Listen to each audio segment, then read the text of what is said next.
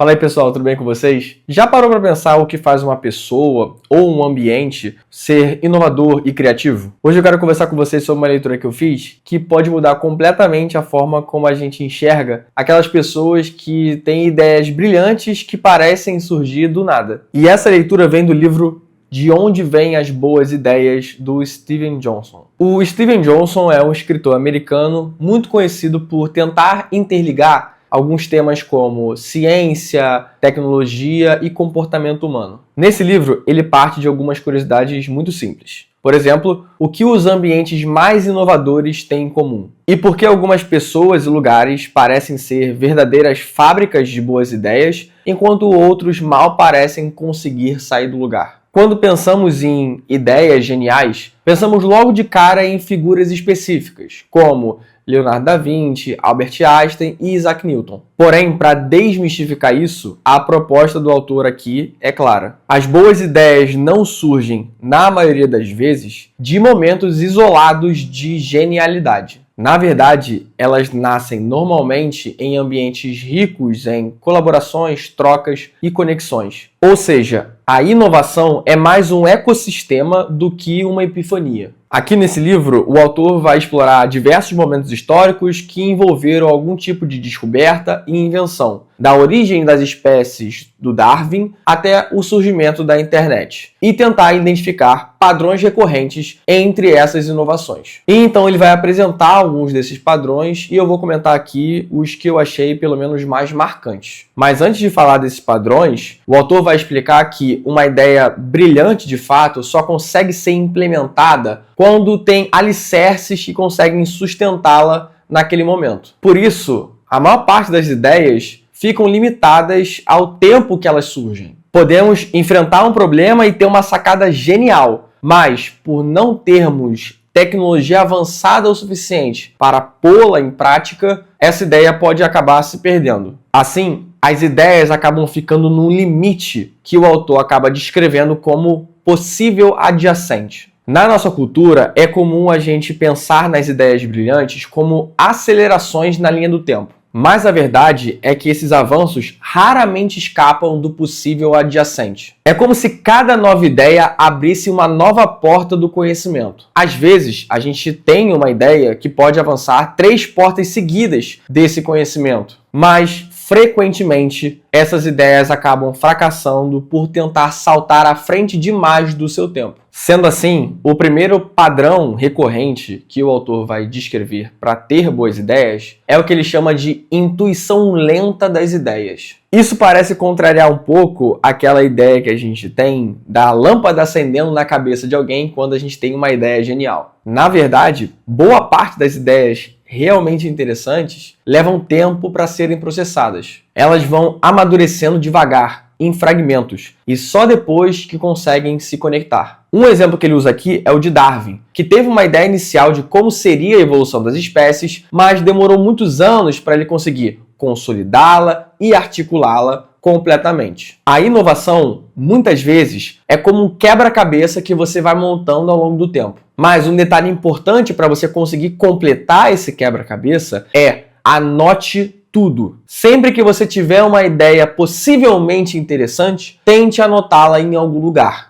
Seja no bloco de notas do seu telefone ou num caderno que você leva na sua mochila. Pode ser que um dia essa anotação seja justamente o que você estava procurando. Outro ponto muito interessante aqui é a importância da rede de conexões das ideias. Johnson vai falar aqui sobre redes líquidas, onde as ideias circulam com muita liberdade e facilidade e então podem se colidir, se transformar e se conectar. Quanto mais diversidade e circulação de informação, mais fértil será aquele ambiente para a inovação. Ele cita como exemplo os cafés do século XVIII, onde cientistas, filósofos e artistas se encontravam para conversar. E hoje em dia nós temos laboratórios e startups onde várias áreas conseguem se cruzar. Essas interconexões acabam alimentando as grandes ideias, porque as grandes ideias elas chegam ao mundo mal acabadas, mais como intuições do que como revelações. Quando temos um ambiente que favorece o encontro de tantas informações e uma diversidade de pontos de vista, nós acabamos encontrando um local de transbordamento de informações, que permite que você tenha boas conexões para completar essas ideias. Em resumo, as ideias precisam se encontrar para evoluírem. Um capítulo fascinante do livro também é quando o autor vai abordar a ideia de serendipidade, que é aquele tipo de descoberta que a gente faz quando a gente está, às vezes, pensando em algo completamente diferente. Mas o autor nos mostra que esses momentos não são tão aleatórios assim. Eles dependem de um estado mental muito específico, um estado de relaxamento, de pensamentos associativos, em que a mente está livre para conseguir fazer conexões improváveis. Ele diz que é difícil a gente ter boas ideias quando a gente está atolado com a rotina do dia a dia, respondendo e-mails, ajudando com as tarefas de casa, cuidando das crianças. Nesse modo operacional, o nosso cérebro está ocupado demais para conseguir ser criativo. Nesse estado, nós estamos focados em executar e não em imaginar. Por isso, momentos como um banho demorado, uma caminhada despretensiosa, ou até mesmo deixando a mente se perder, olhando pela janela e contemplando o horizonte, pode ser mais produtivo para a criatividade do que muitas horas de trabalho focado. É justamente nesses instantes de desconexão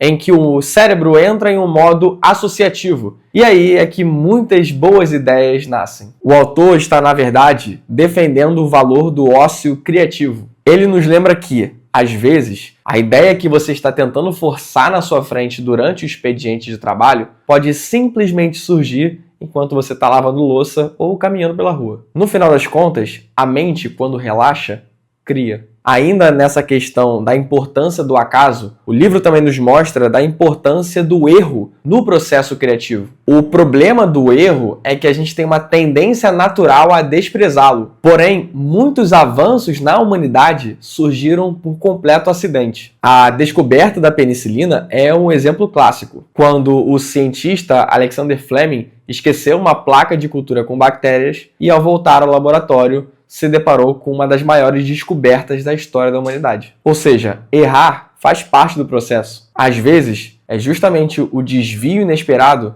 que nos leva até a descoberta. Outro conceito interessante que ele explora é o da exaptação. Eu sei, a palavra é meio esquisita, mas o sentido é bem simples. Trata-se de alguma coisa que é desenvolvido para ter uma função específica e acaba sendo utilizado com outro propósito. Como, por exemplo, a pena das aves, que surgiu como uma tentativa de regular melhor a temperatura corporal e só depois acabou sendo usada para o voo. Muitas boas ideias surgem dessa adaptação criativa. Algo pensado para uma coisa acaba sendo o ponto de partida para algo completamente diferente. E uma coisa notável que muitos inovadores lendários têm em comum é a sua curiosidade em experimentar diferentes atividades que podem não conversar muito entre si a princípio, mas que eventualmente podem acabar se conectando. Assim, muitos inovadores tendem a ter também muitos hobbies. O mais fascinante do livro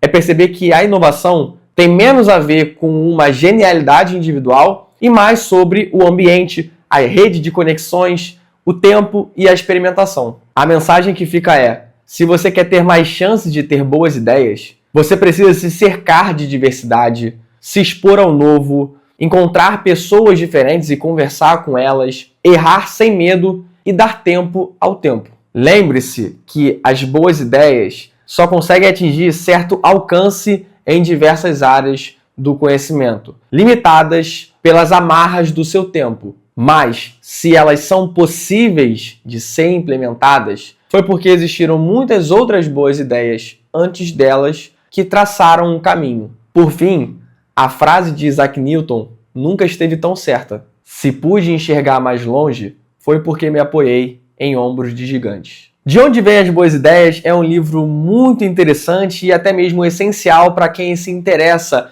em criatividade, ciência, tecnologia ou simplesmente para aqueles que gostam de entender como foram moldadas as grandes transformações da humanidade. Ele nos mostra que boa parte das grandes descobertas da história da humanidade não surgiram no isolamento. Elas nasceram e floresceram quando mentes abertas se encontraram em ambientes férteis. E é isso, pessoal. Se você gostou do vídeo, não esquece de curtir e de se inscrever no canal, assim você acompanha quando novos vídeos saírem por aqui. Também comenta aí embaixo se você já escutou falar desse livro ou se você ficou interessado em ler esse livro. Vou ficando por aqui. Um abraço. Valeu!